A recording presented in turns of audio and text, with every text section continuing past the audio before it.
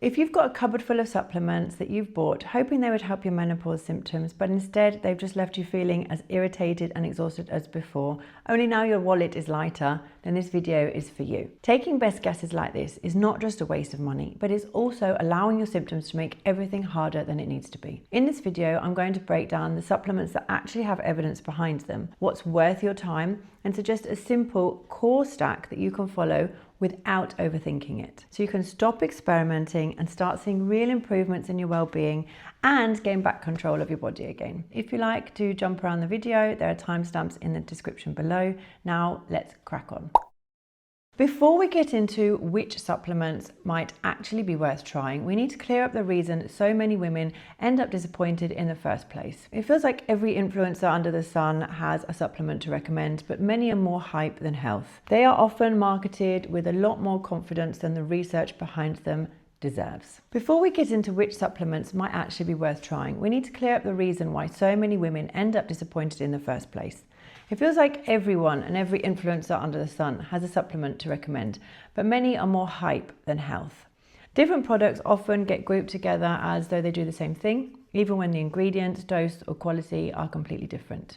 That means that you can follow the label exactly, spend money consistently, and still get no meaningful result. And if that keeps happening, then it's easy to assume that you are the problem or your body is the problem, when the real issue is that the evidence was never that strong to begin with and they probably were never going to work. Most menopause supplements don't not work because you're doing something wrong, but because the evidence is just inconsistent, weak, or completely absent. There is, however, a small group of supplements that are worth considering, but once you strip away the hype, this list gets very short very quickly. There are only a few supplements that show repeated signals in research, and even then the effect tends to be quite modest rather than dramatic. This is actually useful because it gives you a filter. You're no longer asking what's popular, you're asking what has at least earned consideration.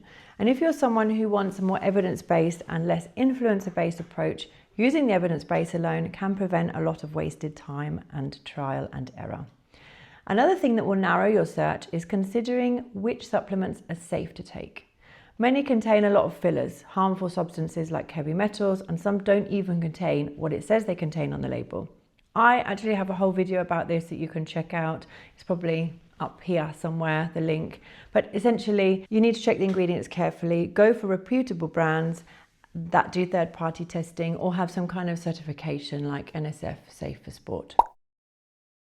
Hot flashes and vasomotor symptoms are often the reason people start supplement shopping in the first place. So let's get more specific here because some of the options have more evidence than others. A few targeted options do show modest improvements in some trials, particularly certain soy isoflavones or equal-based products. But the key word there is modest because this isn't a magic fix category where symptoms are suddenly going to disappear overnight. Equal supplements may also work better in women who are non-equal producers, i.e. people that don't convert soy themselves. So there's going to be some individual variability there, as with anything. A lot of the more popular supplements either produce mixed results or they depend heavily on the exact formulation. Sometimes they're not even any better than placebo. Another one that we used to recommend in the gynae clinic that I worked in for vasomotor symptoms was black cohosh, although the evidence for this is actually weaker for the others and there are some safety concerns, so proceed carefully.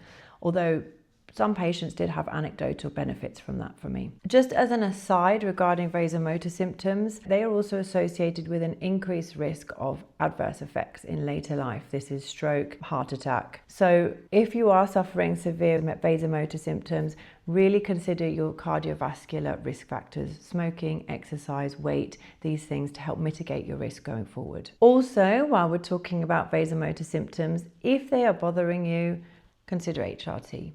Talk to your doctor about that. But a lot of people want to supplement because they think of it as being something that is natural. But natural doesn't necessarily mean more effective, and it also doesn't necessarily mean it's safer. Natural is just a marketing word. It's not proof that something works. It's not proof that something's safe. It also doesn't tell you anything about how well that product has been studied, how predictable the ingredients are, or whether they're going to be meaningful side effects. Some supplements build trust because they sound gentler than medication, but that can create a false confidence and stop people asking better questions. The other thing is there's little regulation of the supplement industry and there's a lot of snake oil salesmen.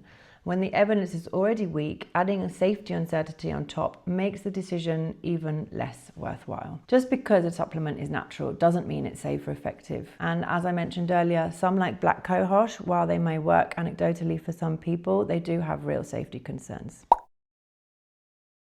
Now, this is where the conversation usually gets more useful because not every supplement needs to be judged by whether it stops hot flushes or a particular symptom. There are some that are definitely worth considering in order to support your body in general during the stage of life where everything is changing. Because midlife changes are not only about obvious symptoms like hot flushes, poor sleep, changes in mood, more irritability, but it's also muscle strength, it's recovery, it's bone health. These things really start to matter if you want to stay active, resilient, and independent over the long term. And if you're here, I guess you do. That means some supplements earn their place, not just because you feel dramatically better this week, but because they support the bigger picture over the long term. For someone already managing work, family, and the mental load, that longer term lens can stop you chasing short-term relief at the expense of what really matters. In this category, I would place creatine, calcium, and vitamin D.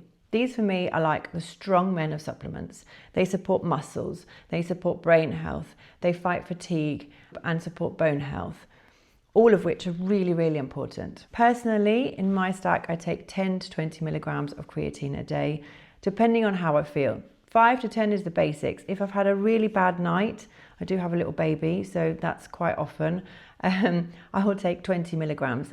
It feels a little bit like lighting a fire.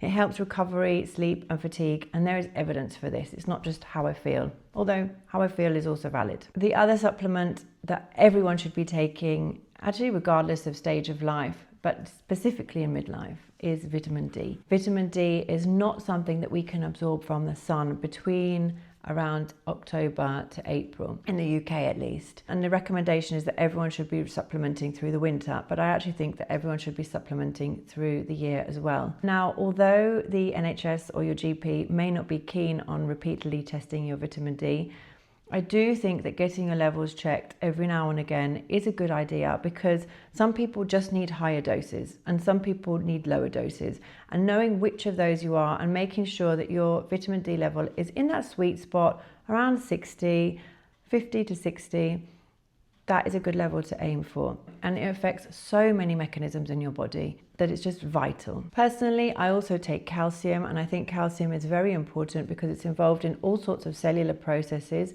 as well as being something that's important for bone health, which menopausal women will be more susceptible in later life. So at this point, you might still be thinking, but I know someone who absolutely swears by X, Y, or Z. And my friend, this supplement changed her life. Why is it that some supplements seem to help one person and they might be pointless for you or another person? And here's where the starting point matters a lot, because someone with more severe symptoms might notice a modest improvement more clearly than someone who has milder ones. The exact same product might vary depending on your genes, the way you process vitamins or minerals. The starting point matters a lot because someone who has more severe symptoms might notice more modest improvements more clearly than someone with milder symptoms. The exact product can change as well, since two supplements with the same label, the same claim, can vary hugely in formulation and quality.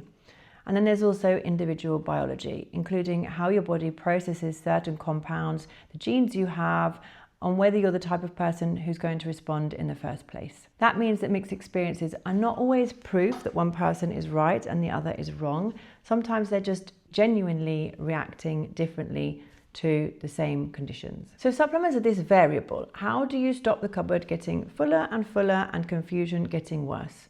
And believe me, I have a cupboard full of supplements. I'm also susceptible to this. But what does a more sensible way of testing actually look like? The biggest mistake I see people making is that they start several things at once and then you have no idea what helped you, what did nothing, and what maybe made you feel worse or give you a side effect. This creates the illusion that you're being proactive, but it actually makes the whole process harder to interpret. A much cleaner, simpler approach is to choose one supplement that fits your main goal, give it a defined test period, and pay attention to whether there is a clear change.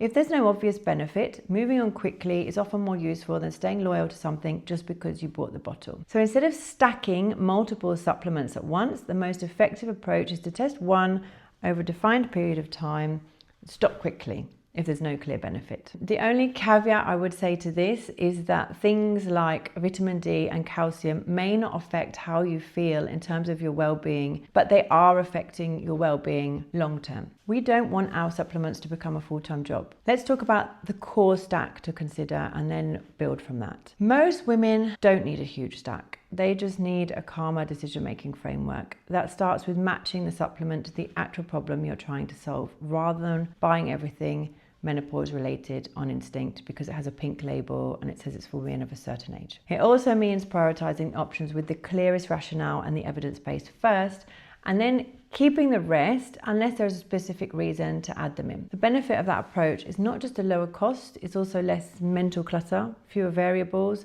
and a much better chance of noticing what's actually helping. Sorry, I just really need coffee today. My suggestion for a core evidence-based midlife stack are not specific menopause supplements, but basics that will improve all aspects of health with good evidence behind them. Creatine, vitamin D, calcium, magnesium, and omega-3. If you don't eat fish, build it from there, depending on your lifestyle, symptoms, and needs. Omega-3 has been shown to help brain health and has some small evidence, very weak evidence for helping some menopausal symptoms. It's best got from fish because you will just simply absorb it better. If you are going to take it as a supplement, make sure it's a well-reputable company that is doing third-party testing because these can contain heavy metals. Magnesium is another one that I do think everyone should have. Sometimes it's referred to as nature's sedative. It will help sleep. Magnesium is part of so many molecules that are vital for our body's processing. And since the introduction of industrial farming, the levels of magnesium that are found in fruits, vegetables, green vegetables, spring greens, things like this, has reduced over the last 50 years, I think by about 30%. So supplementation, I also think, is key. If you take these 5 things, creatine, vitamin D, calcium, magnesium, and omega-3 fatty acids, it sounds like a lot, but this is your basic stack for feeling well for a longer time because they're going to support your body's processes. They're going to fight dementia, they're going to fight fatigue, you're going to fight muscle loss, all of which are going to accelerate during this phase of life and after the menopause. So now you've got your basic stack. It's time to tackle the most important driver of long-term health and well-being and short-term well-being, come to think of it. So check out this other video I have on optimizing sleep in this midlife phase of life, and let me know in the comments below how you feel if you make any of the changes we discussed today. See you soon.